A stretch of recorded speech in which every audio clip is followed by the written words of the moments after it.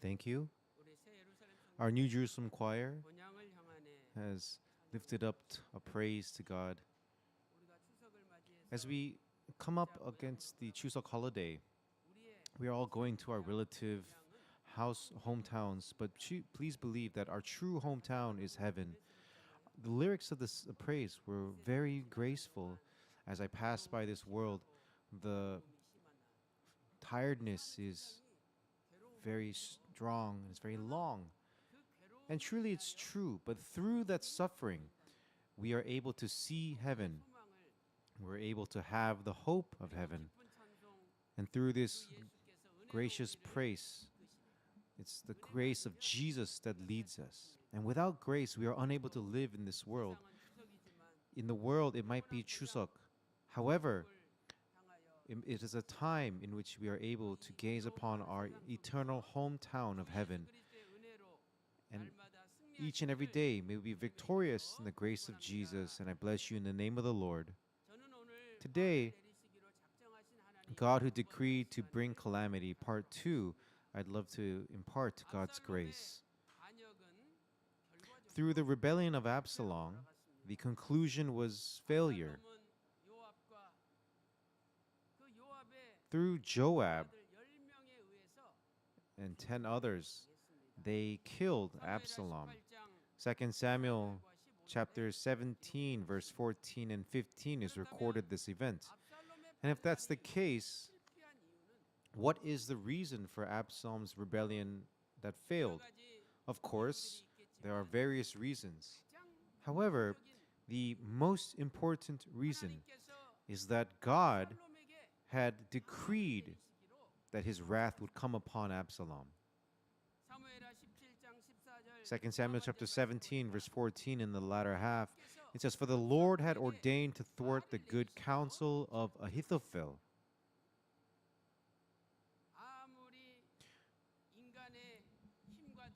No matter how great, or mighty, or powerful a person may be, nothing can thwart God's ordainment. Nothing can stop his plan. Isaiah chapter 10, verse 23, it says, "For a complete destruction, one that is decreed, the Lord God of hosts will execute in the midst of the whole land." God's decree is absolute.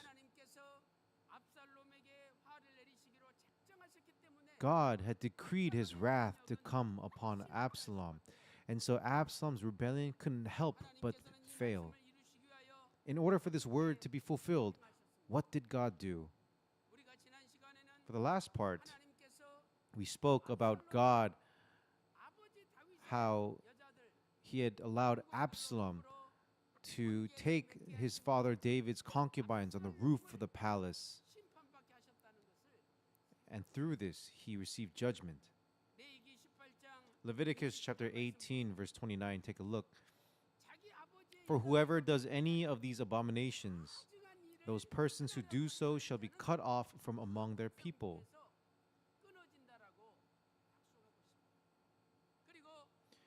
And this word came to be fulfilled through Absalom's rebellion.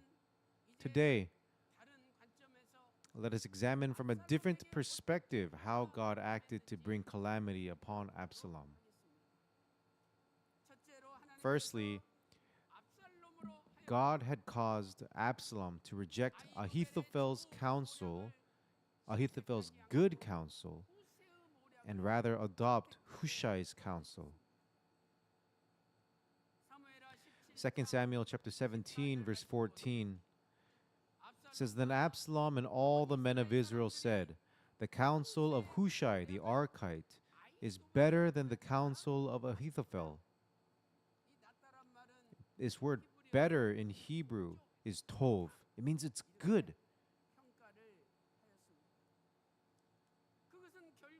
And here, through that choice, God's wrath came upon Absalom. Firstly, what was Ahithophel's counsel?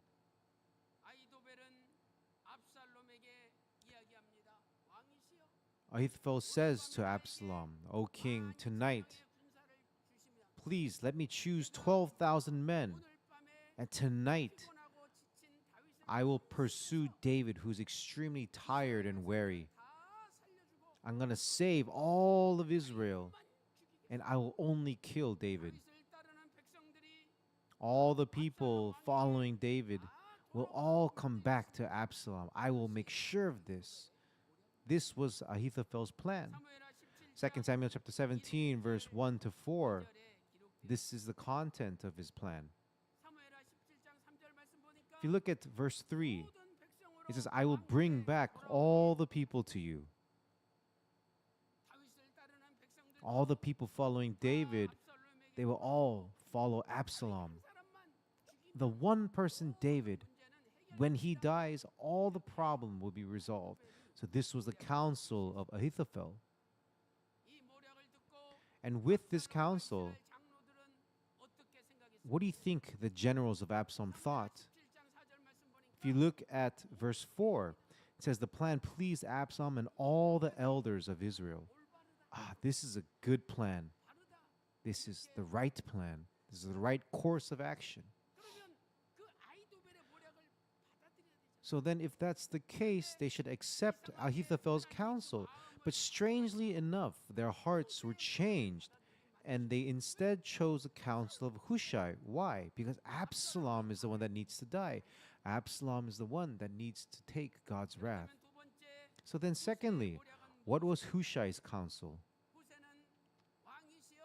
Hushai tells the king, O king, if you attack them now, you cannot defeat David. You must hear the opinions of all of Israel.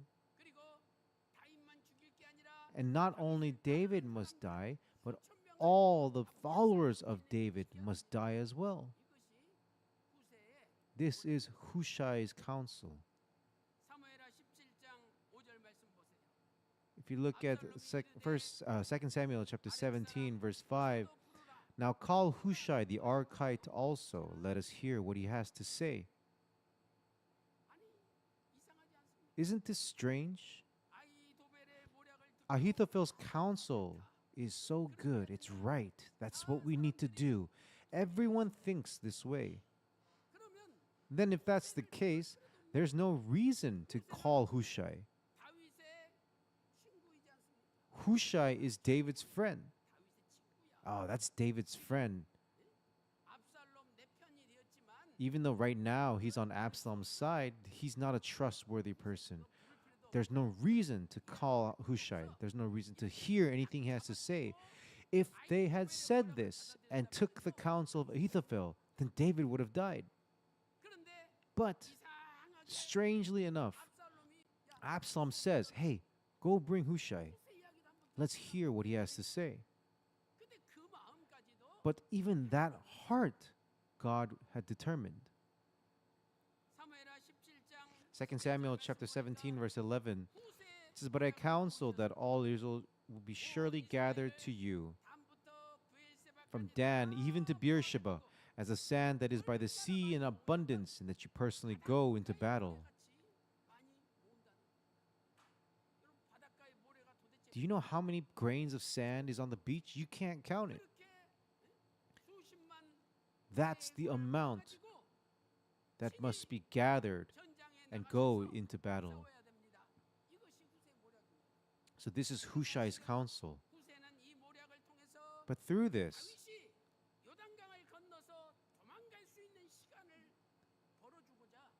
this was an opportunity for David to have ample time to escape and cross the Jordan River. So they heard Ahithophel's counsel. Oh, it's so good. It's so great. These same people hear Hushai's counsel. And then they say, wow, Hushai's counsel is even better than Ahithophel's. And here, that same word is used in Hebrew for good, tov. It's good. It's right. 2 Samuel chapter 17, verse 14 says, Then Absalom and all the men of Israel said, The counsel of Hushai the Archite is better than the counsel of Ahithophel. It's tov, it's better, much better.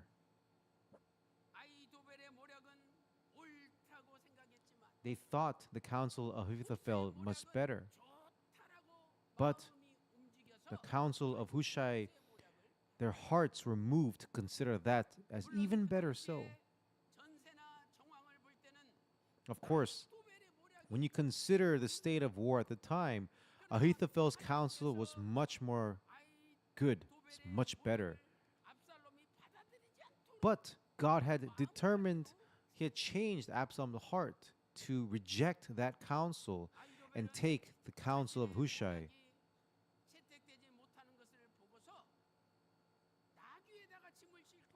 And Ahithophel saw that his counsel wasn't followed, and so he saddled his donkey, he went to his home, but on the way he strangled himself and he died.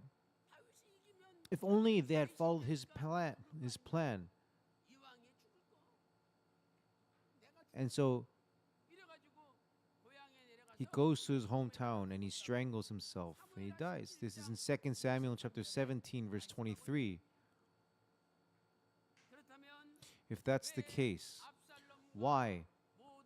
Why did Absalom and all the people of Israel adopt Hushai's counsel? Firstly, from a human perspective, let us talk about this. Ahithophel's plan was to kill only David. However, Hushai's was to kill not just David, but to kill every single person following him. So the people, they agreed. They got stirred up. Yeah, we got to kill all those people. So he stirs up the hearts of the people. And this desire for glory is planted in the hearts of the people. So Ahithophel's plan is rejected. Hushai's sounds so much better. But secondly, from the perspective of God, it was because God had decreed to bring calamity upon Absalom. This is the reason why Ahithophel's counsel was not chosen. He skewed his understanding and his reason. Beloved saints, all of redemptive history goes according to God's plan. And so Ahithophel's counsel seemed good, but God had made it for their hearts to be stirred and rather choose the counsel of Hushai. Absalom's reason became cloudy. Even he himself couldn't help it. Without him knowing, he was following the will of God.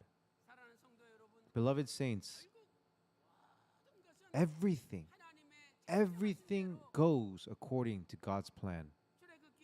Exodus chapter 9, verse 12, it says, And the Lord hardened Pharaoh's heart.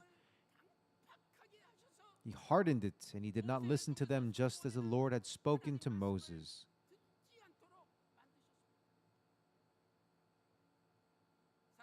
Beloved saints, in this day and age, there are people like Absalom. There's a lot of people like Absalom. There are a lot of people that take over Jerusalem illegally. And how much are they challenging God's will? And yet God, to those people, He has decreed for His wrath to fall upon them. And even their hearts and their judgments will be clouded. And in the end, everything will go according to God's will. Beloved saints, today, the church, the body of Jesus Christ, God is working so that the recovery and restoration of Pyeonggangjeo Church will take place. Please believe that.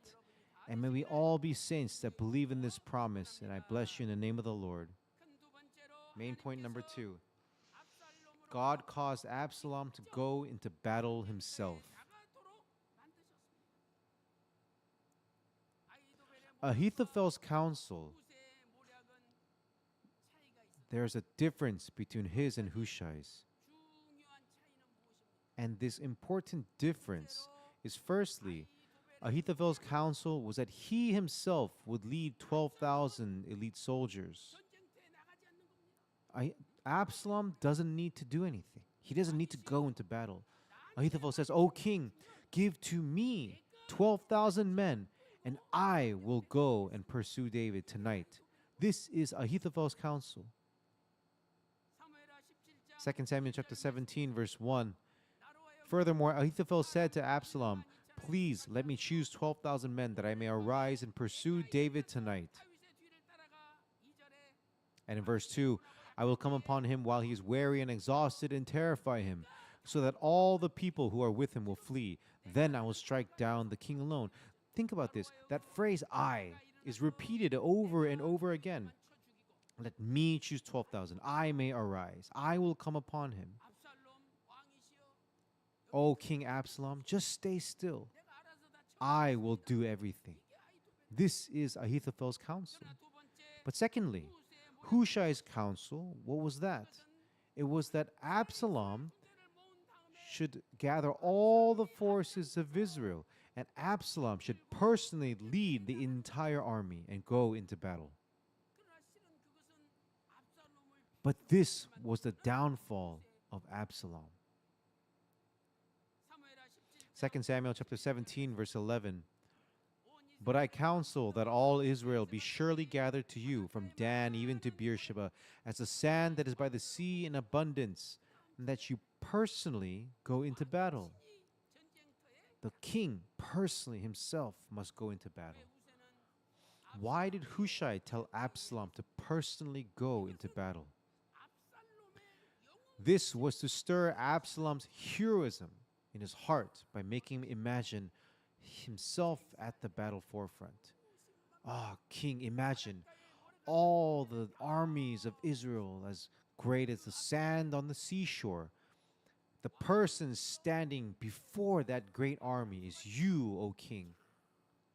You must go forth and valiantly go into battle. Oh, is that so? That sounds great. Sounds majestic. So this feeling of heroism is instilled within his heart.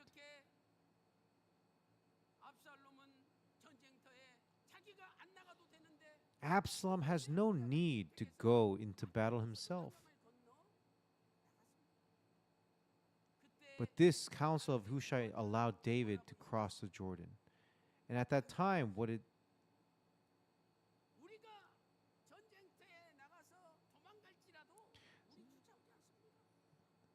he said to David, "Even do not be afraid, even if half of us die. Their focus is only you, King David. You yourself is more important than 10,000 of us. So please do not go into battle. Only stand behind the scenes." This was the people of David. 2 Samuel chapter 18, verse 3.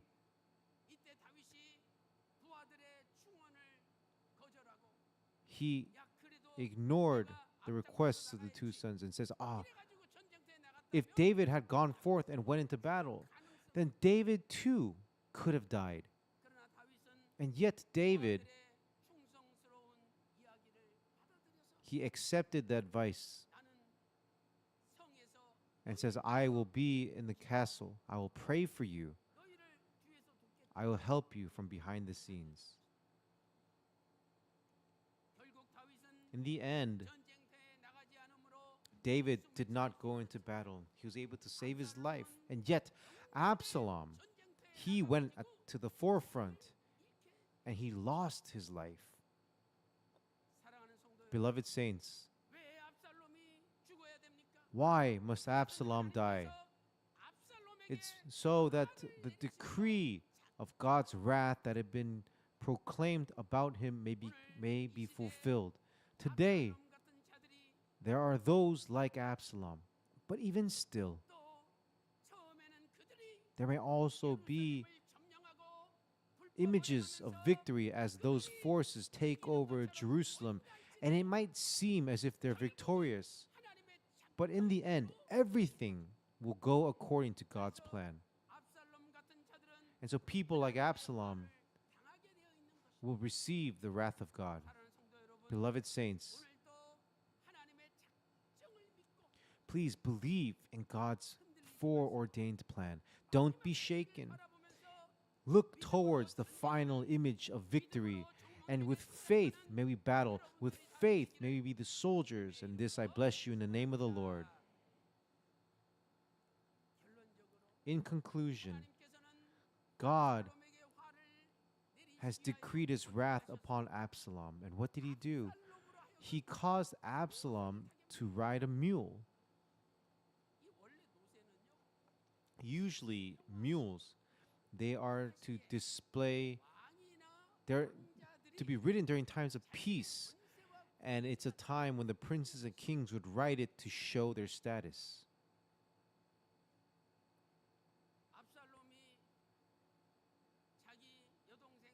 When Absalom's younger sister Tamar was raped and violated, on the day that the sheep were sheared, he invited his brother Amnon and he killed him.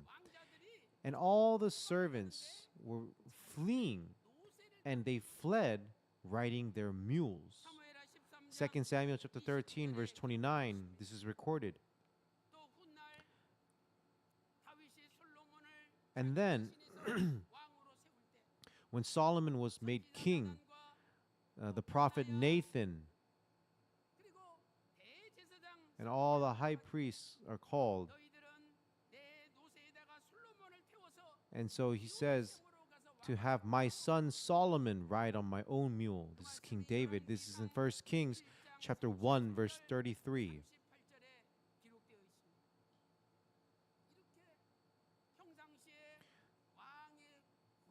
So this is a status of a king, this mule.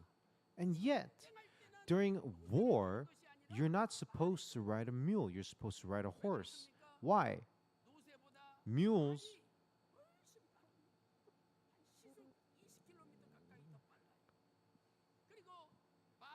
horses are much faster than mules. Horses are much more tall, much more muscular. Revelation chapter 9, verse 7, it says, horses prepared for battle. But Absalom, instead of riding a horse for battle, which he was supposed to do, he rides a mule. Do you know what kind of a mule that was? 2 Samuel chapter 18, verse 9, says, now Absalom happened to meet the servants of David. For Absalom was riding on his mule. Now, in our language, it's just mule.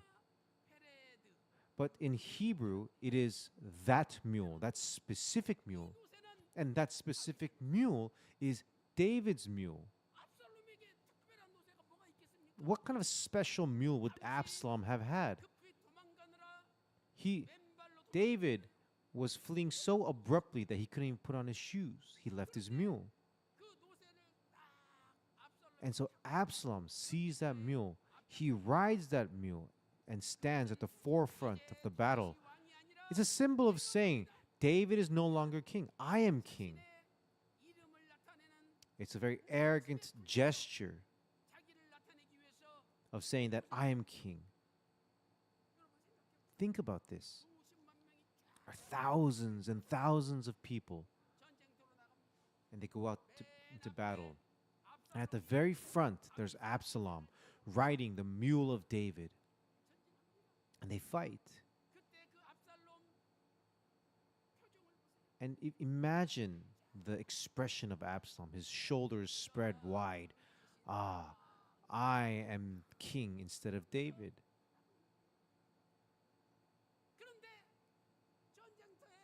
But in the midst of the battle, there is a tree, an oak, And a horse is tall, so they wouldn't even think about going towards that path. But because a mule is smaller, it runs towards that path. And in doing so, Absalom's hair, which he had so much of, gets caught. The mule continues to run, and Absalom bounces on the branch of the tree, and Joab finds him and stabs him to death.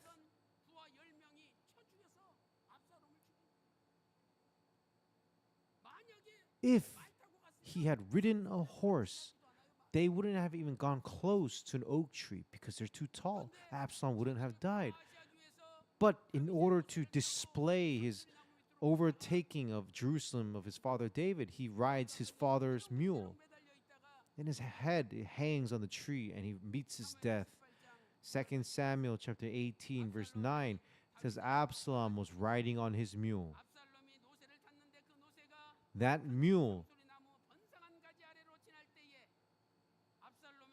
gets caught on the oak tree, and he was left hanging between heaven and earth while the mule was under him, kept going.